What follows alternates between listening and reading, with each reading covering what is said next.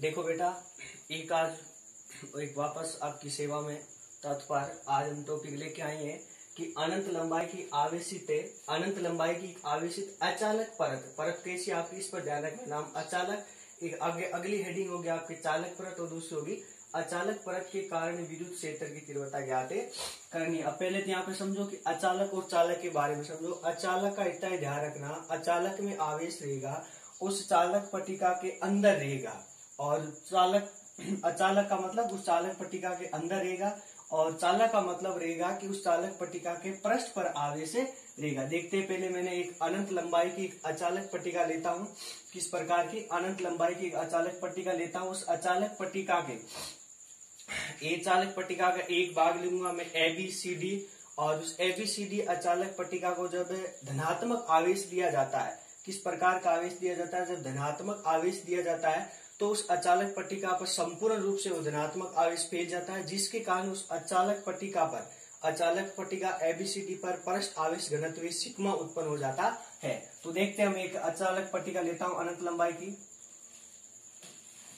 अनंत लंबाई की एक अचालक पट्टिका लेता हूं मैं। अनंत लंबाई की अचालक पट्टिका माइनस अनंत से प्लस अनंत।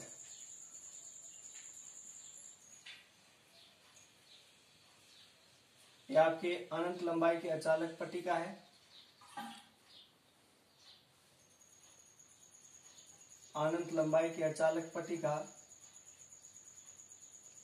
और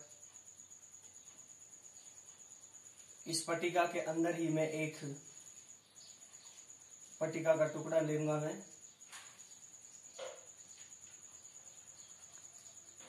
माइनस अनंत से प्लस अनंत, और इस अचालक पट्टिका के अंदर ही मैंने एक टुकड़ा ले लिया ABCD,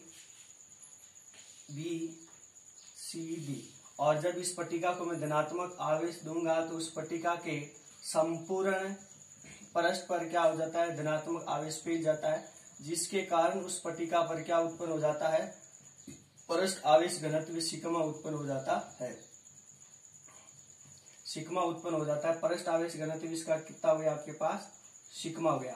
फिर क्या करूंगा, आपको पता है कि पिछली डेरिवेशन पढ़ाई थी, उसी डेरिवेशन में आपने क्या किया था, पहले दिशा ज्ञात की थी, फिर उसके बाद में उसका क्या ज्ञात किया था, परिणाम। तो मैं पहले यहाँ पे दिशा ज्ञात करूंगा। दिशा ज्ञात करने के लिए मैंने इसके मध्य में एक बिंदु ले लिया O, आपके पास क्या ले लिया, O बिंदु ले लिया। इस O बिंदु से स्मॉल r दूरी पर यह आपके बिंदु P है, और यहां से लेके इसकी दूरी कितनी है, स्मॉल r दूरी पर एक बिंदु P है। इस बिंदु P पर आपको विद्युत क्षेत्र की तीव्रता ज्ञात करनी है, और बिंदु O के दोनों ओर समान दूरी पर दो मैं अल्पांशों की कल्पना करूंगा।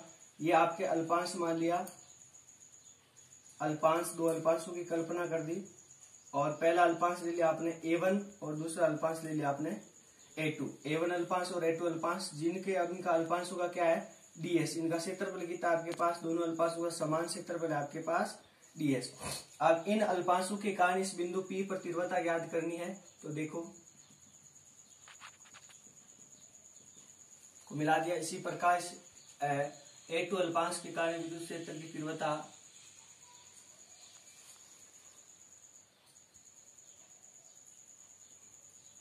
A2 अल्पांश के कारण विद्युत क्षेत्र की तीव्रता। मैंने मान लिया कि इसके द्वारा बिंदु P पर थीटा कोण बन रहा है, तो इसी के द्वारा थीटा कोण।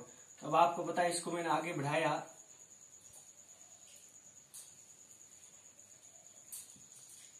तो ये भी कितना हो जाएगा आपके पास थीटा, और ये भी कितना हो जाएगा थीटा।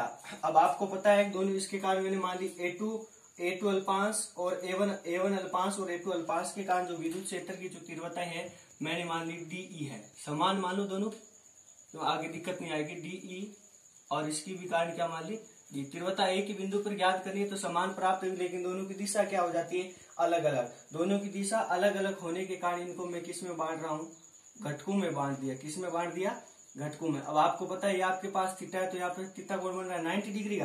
तो ये कितना हो जाएगा आपके पास DE साइन थीटा। ये आपका ऊर्ध्वाधर घटक DE साइन थीटा, और ये भी आपका क्या हो जाएगा DE साइन थीटा ऊर्ध्वाधर घटक, और ये आपके समांतर घटक क्या हो जाएंगे DE कॉस थीटा और दूसरा भी क्या हो जाएगा आपके पास DE cos थीटा। ये था आपके डायग्राम अचालक पट्टिका के कारण। अचालक पट्टिका मतलब आवेश अंदर गया, दो अल्पांश लिया, बिंदुओं के समान दूरी पर A1 और A2 अल्पांश लिया।